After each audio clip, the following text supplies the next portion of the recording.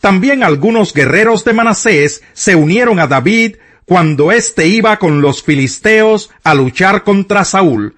Pero los príncipes de los filisteos se reunieron y decidieron rechazarlo.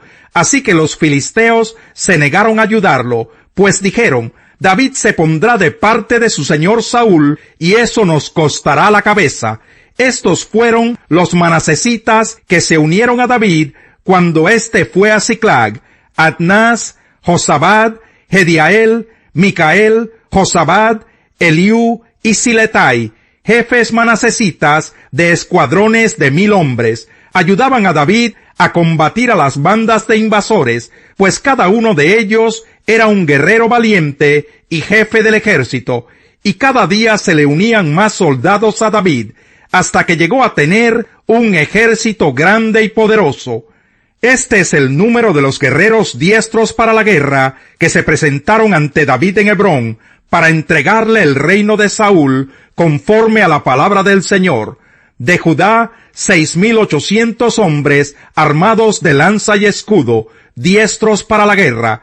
De Simeón, 7,100 guerreros valientes. De Leví, 4,600 y 3,700 araonitas, con Joiadá su jefe, y Sadoc, joven guerrero muy valiente, con 22 jefes de su familia patriarcal.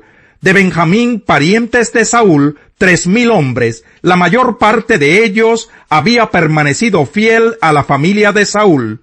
De Efraín, 20,800 hombres valientes, famosos en sus propias familias patriarcales. De la media tribu de Manasés, 18,000 hombres que fueron nombrados para ir a proclamar rey a David. De Isaacar, 200 jefes y todos sus parientes bajo sus órdenes.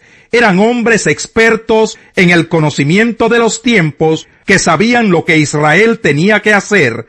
De Zabulón, 50,000 hombres listos para tomar las armas, preparados para usar cualquier clase de armamento y dispuestos a luchar sin cuartel en favor de David. De Neftalí, 1,000 jefes con 37,000 hombres armados de escudos y lanzas. De Dan, 28,600 guerreros listos para el combate. De Aser, 40,000 hombres aptos para la guerra. De las tribus al otro lado del Jordán, es decir, de Rubén, Gad y de la media tribu de Manasés, 120,000 hombres equipados con todo tipo de armamento. Todos estos guerreros, preparados para el combate, fueron a Hebrón decididos a proclamar a David como rey de todo Israel. También los demás israelitas proclamaron de manera unánime a David como rey. Todos se quedaron allí 3 días, comiendo y bebiendo con David, ya que sus hermanos les dotaron de lo necesario. Además, los que vivían cerca, y hasta los de Isaacar, Zabulón y Neftalí, traían burros, camellos, mulas y bueyes, cargados con harina, tortas de higos, pasas, vino y aceite. También les llevaron toros y ovejas en abundancia, porque Israel rebosaba de alegría. Capítulo 13. Después de consultar a los jefes de 1,000 y de 100 soldados y a todos los oficiales, David dijo a toda la asamblea de Israel: si les parece bien, y si es lo que el Señor nuestro Dios desea, invitemos a nuestros hermanos que se han quedado por todo el territorio de Israel, y también a los sacerdotes y levitas que están en los pueblos y aldeas, a que se unan a nosotros, para traer de regreso el arca de nuestro Dios. La verdad es que desde el tiempo de Saúl no la hemos consultado. A la asamblea le agradó la propuesta y acordó que se hiciera así. Entonces David reunió a todo el pueblo de Israel, desde Sijor en Egipto hasta Lebo Hamad, para trasladar el arca que estaba en Kiriat Yearim. Luego David y todo Israel fueron a Balá, que es Kiriat Yearim de Judá, para trasladar de allí el arca de Dios, sobre la cual se invoca el nombre del Señor, que reina entre querubines. Colocaron el arca de Dios en una carreta nueva y la sacaron de la casa de Abinadab. Usa y Agío guiaban la carreta.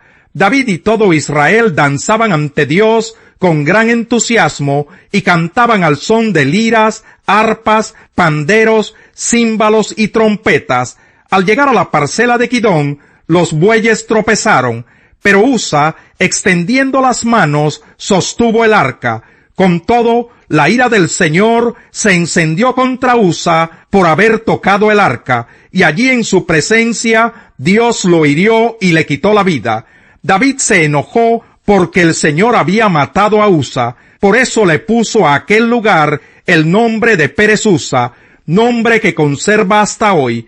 Aquel día David se sintió temeroso de Dios y exclamó: «Es mejor que no me lleve el arca de Dios». Por eso no se la llevó a la ciudad de David, sino que ordenó que la trasladaran a la casa de Obed-edom, oriundo de Gat. Fue así como el arca de Dios permaneció 3 meses en la casa de Obed-edom, y el Señor bendijo a la familia de Obed-edom y todo lo que tenía.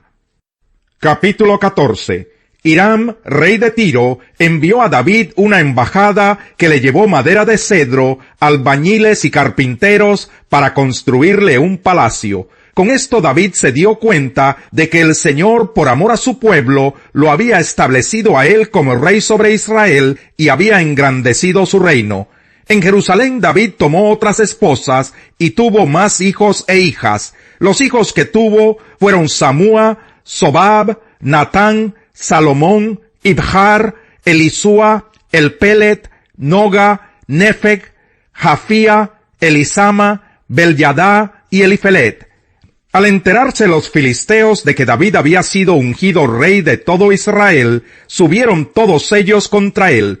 Pero David lo supo y salió a su encuentro. Ya los filisteos habían incursionado en el valle de Rephaim.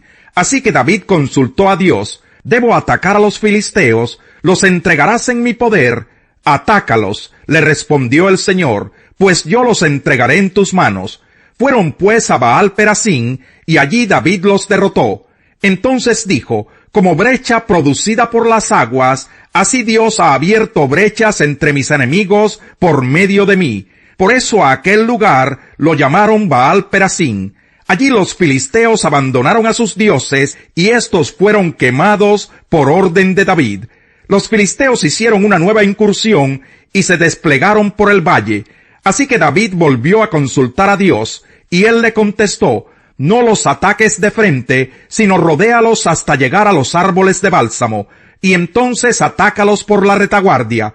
Tan pronto como oigas un ruido, como de pasos sobre las copas de los árboles, atácalos, pues eso quiere decir que Dios va al frente de ti para derrotar al ejército filisteo». Así lo hizo David, tal como Dios se lo había ordenado, y derrotaron al ejército filisteo desde Gabaón hasta Geser. La fama de David se extendió por todas las regiones, y el Señor hizo que todos los pueblos le tuvieran miedo. Carta a los Romanos. Capítulo 1. Pablo, siervo de Cristo Jesús, llamado a ser apóstol, apartado para anunciar el Evangelio de Dios, que por medio de sus profetas ya había prometido en las Sagradas Escrituras. Este Evangelio habla de su Hijo, que según la naturaleza humana era descendiente de David, pero que según el Espíritu de Santidad fue designado con poder Hijo de Dios por la resurrección. Él es Jesucristo nuestro Señor. Por medio de él y en honor a su nombre, recibimos el don apostólico para persuadir a todas las naciones que obedezcan a la fe. Entre ellas están incluidos también ustedes, a quienes Jesucristo ha llamado. Les escribo a todos ustedes, los amados de Dios que están en Roma, que han sido llamados a ser santos. Que Dios nuestro Padre y el Señor Jesucristo les concedan gracia y paz. En primer lugar, por medio de Jesucristo doy gracias a mi Dios por todos ustedes, pues en el mundo entero se habla bien de su fe. Dios, a quien sirvo de corazón, predicando el Evangelio de su Hijo, me es testigo de que los recuerdo a ustedes sin cesar. Siempre pido en mis oraciones que, si es la voluntad de Dios, por fin se me abra ahora el camino para ir a visitarlos. Tengo muchos deseos de verlos para impartirles algún don espiritual que los fortalezca. Mejor dicho, para que unos a otros nos animemos con la fe que compartimos. Quiero que sepan, hermanos, que aunque hasta ahora no he podido visitarlos, muchas veces me he propuesto hacerlo, para recoger algún fruto entre ustedes, tal como lo he recogido entre las otras naciones. Estoy en deuda con todos, sean cultos o incultos, instruidos o ignorantes. De allí mi gran anhelo de predicarles el Evangelio también a ustedes que están en Roma. A la verdad, no me avergüenzo del Evangelio, pues es poder de Dios para la salvación de todos los que creen, de los judíos primeramente, pero también de los gentiles. De hecho, en el Evangelio se revela la justicia que proviene de Dios, la cual es por fe de principio a fin, tal como está escrito, el justo vivirá por la fe.